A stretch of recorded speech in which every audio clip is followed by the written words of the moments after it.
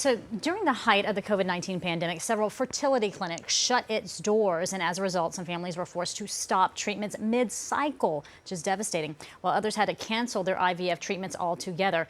One couple says fear and anxiety creeped in as they not only were faced with infertility, but a pandemic as well. Nevertheless, they say they remain strong through it all. So joining me now to talk about it is the couple Wang and Jeremy Tu. Thanks for being with us.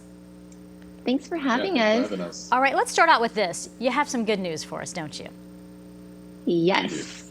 We do. We are now 12 weeks pregnant. Oh, congratulations. After 7.5 years of trying. Thanks. 7.5 years.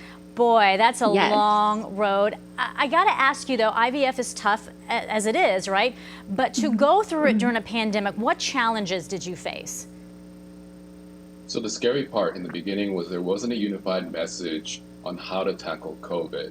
So we weren't sure if everybody were practicing the same protocols, and all it really takes is one person to kind of ruin it for everyone.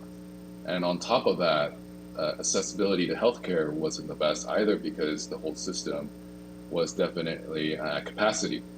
And at the time, we were halfway through our cycle, so we could have lost all that progress at any moment, Right. which was both physically and financially. Physically for her was all of the shots and the medication she was taking, and financially was the $20,000 to $30,000 price tag. It's so expensive. That's out of pocket. Right. Yeah, exactly. And at any moment's notice, that could have been. And just for a lot of So folks, we were it is pretty just much- unattainable. Go ahead. Right. So we're pretty much risking our lives to have a baby because we were visiting the doctor's office so often. And the uncertainty was so scary, not knowing how long the pandemic was going to last and if it was even a good time to have a baby. Was there a point in time where you were fearful that your doctor's office would shut down and you would have to stop mid-cycle? And then, I mean, that is even worse, right? Because you think that you're going to have this baby, and then all of a sudden they take it away from you. Yes, of course. Every day was like that. We were holding our breaths. It was, we're just waiting day by day, hoping to not get the call that the clinic had shut down.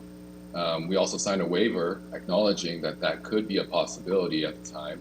So we were just on edge every day. I can only begin to imagine the fear and anxiety surrounding that. But you do have that good news that you are pregnant. And how do you guys feel about being parents? I know it's been a long road. You must be over the moon.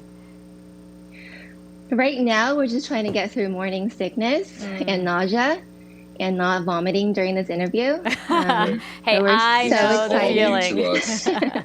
I mean, we spent 7.5 years up until this point, so we're kind of experts, so to speak, on that, right? But then this is all new to us.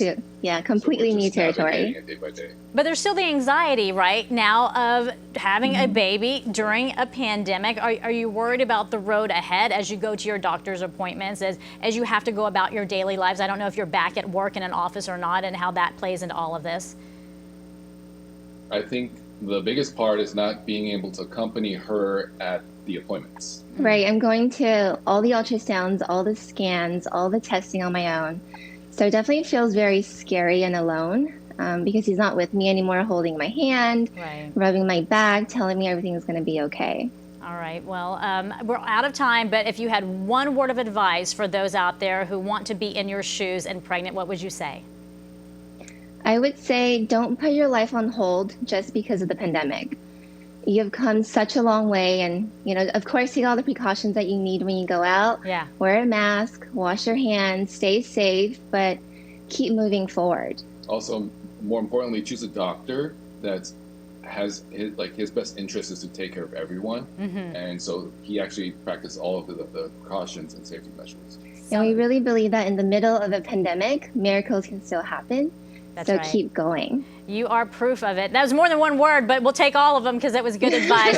Thank you, guys. Congratulations to you. Best of luck. Thank you I can't so wait. much. Hey, come back on the show and let us know when you have that baby.